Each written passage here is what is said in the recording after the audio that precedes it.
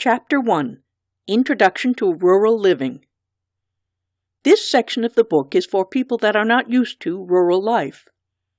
They need to choose where to live and what will be different from the city.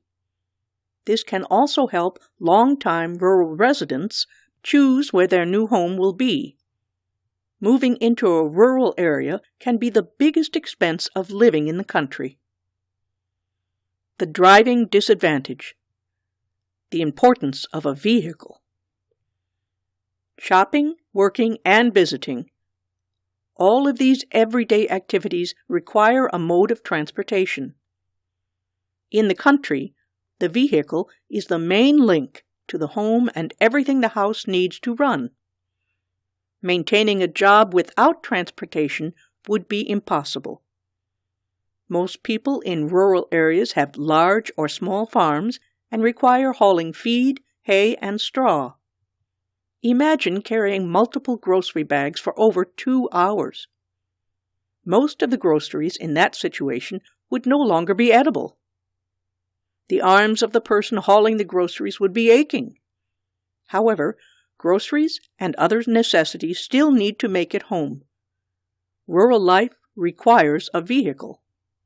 Little public transportation. School buses and paramedic services are the only forms of public transportation for small towns and those living in the woods. Even then, some houses must use a personal vehicle to meet the school bus. Larger towns may have a bus line, but it only runs on certain days and only makes 2 to 5 stops.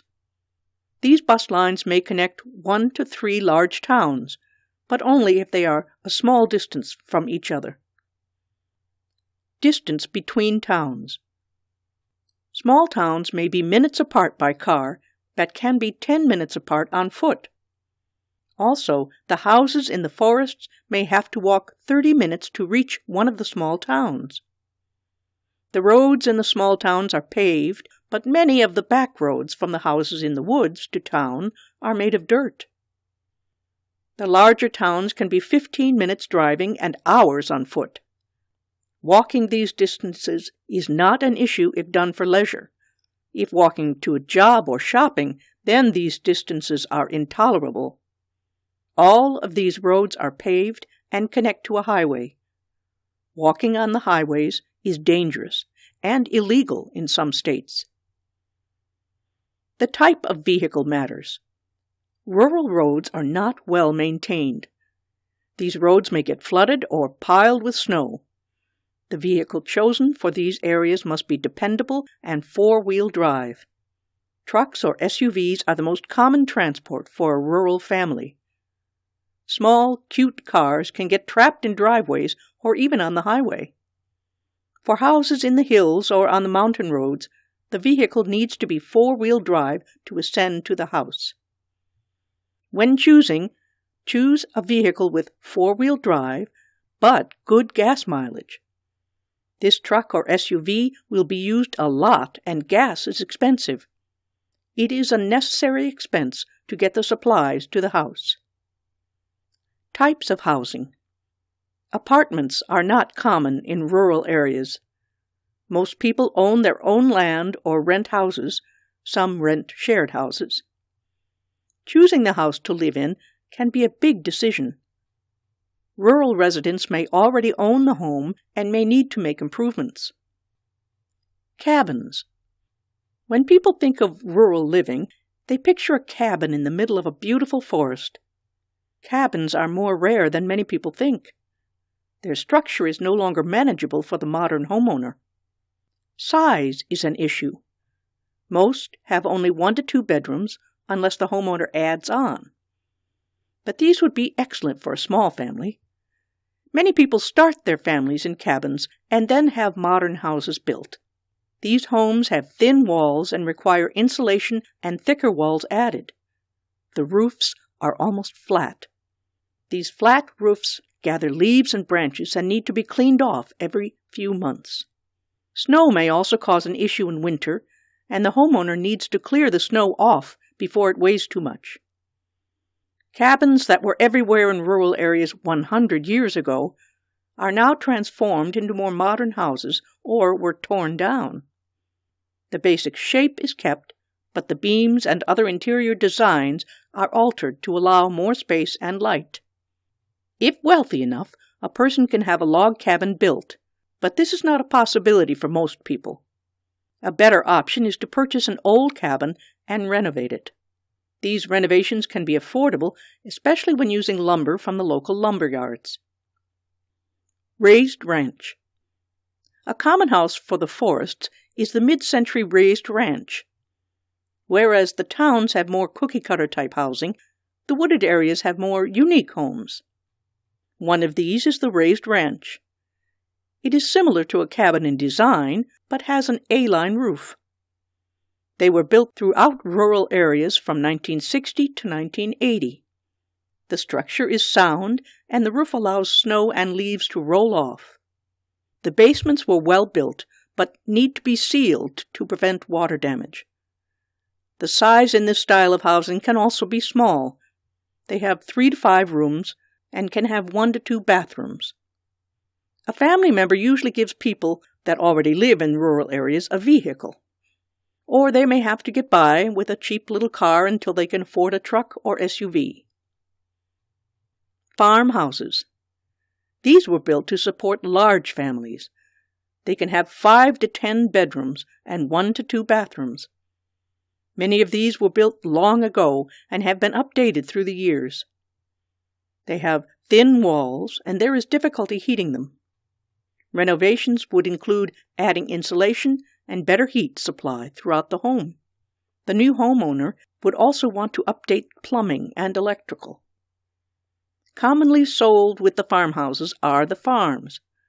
The new owner would decide to start a farm, or they could rent out the land. If the property is good, someone could make money off a well-run farm. Choosing the proper property. The type of property depends on the future the person wants. It is the starting point to whatever dream the owner wants to accomplish. There are many deciding factors and things to look at. Water. Rural areas may or may not have city water. This means the water supply must come from somewhere. There could be a river, creek, spring, or well. These would not only supply the house with water, but may also be used to water plants or animals. The landowner may want a small pond if they wish to own ducks or geese. If the owner wants an off-grid lifestyle, then they need to choose a place with plenty of water. A river or creek could provide hydropower. A spring can water the farm animals, or have a spring house built around it. The spring house would act as a refrigerator. Soil. If planting a farm, or even a small garden in the yard, soil is important. Some parts of the rural area may have unusable soil and cannot grow anything. This bad soil will not even support grass, making the yard look terrible. People raised on property with bad soil can use manure from nearby farms to improve it. The manure is cheap, and it only takes 1 to 2 years to turn bad soil into great soil. Good soil is from farms and forests. The organic matter breaks down to create that beautiful, soft, black soil that can grow almost anything. Acreage. This is the amount of land being purchased. A small family with only the desire to gaze at the gorgeous scenery and maybe grow a few plants doesn't need much acreage. If it's not needed, then it shouldn't be purchased. A lot of acres means a lot of taxes. If the purchaser would like to start a farm, then they need to decide what kind of farm and the size. Cattle farms need 10 to 100 acres, but goat and sheep farms need only 1 to 2 acres. Growing crops takes 2 to 4 acres, depending on the crops grown. Also, the owner may want to own woods to hunt and to use as lumber. These woods would need to be 4 to 15 acres. Housing and a yard only takes 0.25 acres. Unless the owner would like a large yard complete with volleyball nets, swimming pool, and other fun activities. The perfect size for that family would be 1 acre. That leaves enough room for the family to add a shed or chicken coop to the property. In-town housing only has small yards. These yards are still big enough to plant a small garden and allow children to play. To make up for the small yards, there are large playgrounds in the small towns. Location. If the perfect house has just the right amount of land, it may be perfect, or it may be in the wrong area. There could be no city water, TV, or internet. The house may be too far from town and supplies. The location also depends on what the goal of the land is. If the owner wants to live off-grid, then they would want to live in the forest. However, if the goal is to grow a family or just start out, then they may want to start in a town.